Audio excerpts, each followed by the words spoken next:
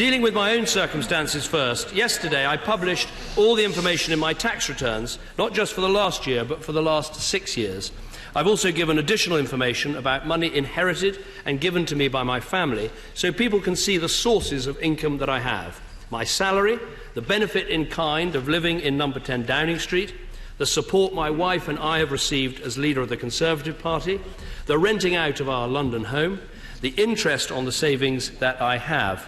Since 2010, I've not owned any shares or any investments.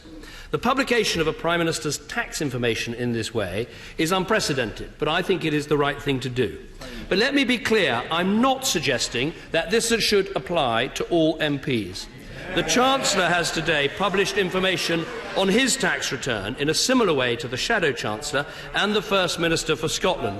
Now, this begs the question of how far the publication of tax information should go. Mr. Speaker, I think there's a strong case for the Prime Minister and the Leader of the Opposition and for the Chancellor and Shadow Chancellor, because they are people who are, or who wish to be, responsible for the nation's finances. As for MPs, we already have robust rules on members' interests and their declaration, and I believe that's the model we should continue to follow.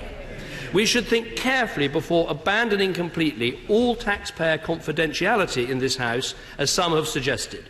If this were to come in for MPs, people would also ask for a similar approach for those who ask us questions, those who run large public services or lead local government, or indeed those who edit the news programmes or newspapers.